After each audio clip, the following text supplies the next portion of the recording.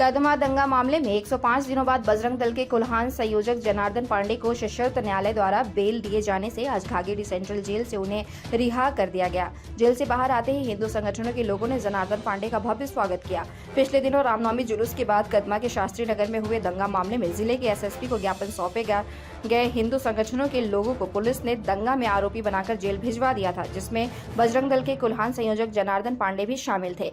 105 दिनों के बाद न्यायालय द्वारा सशर्त जनार्दन पांडे को बेल देकर रिहा किया गया। घाघेड़ी जेल से बाहर आते ही हिंदू संगठनों के लोगों ने जनार्दन पांडे का भव्य स्वागत किया।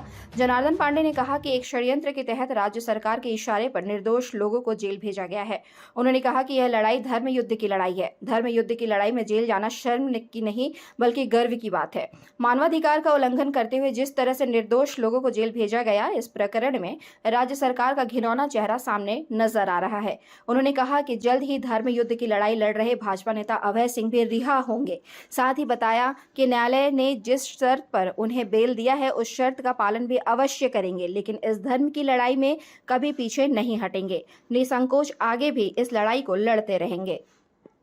आपके साथ न्याय हुआ या अन्याय हुआ? देखिए, ये धर्म युद्ध है और धर्म युद्ध के लिए अगर कारावास भी हम लोग को होती है तो उसमें शर्म की बात नहीं है, गर्व की बात है।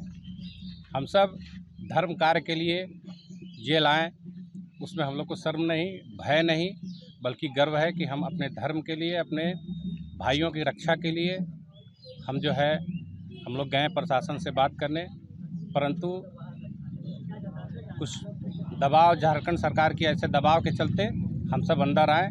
इसका हमें खेद है क्योंकि मानवाधिकार का उल्लंघन हुआ। क्योंकि अगर कोई ज्ञापन भी नहीं देने जा सके तो इससे बड़ा अन्याय मुझे नहीं लगता कि कुछ है। जितने भी भाई छूटे, किसी के मन में ऐसा नहीं प्रतीत हुआ कि वे दुख के मारे, भय के मारे यहाँ जेल के अंदर हैं। सभी गर्व से हंसते खेलते हुए, सबका सहयोग, बाहर भीतर सबका सहयोग रहा और इसमें हम लोग को तनिक भी भय नहीं है और तनिक भी शर्म नहीं।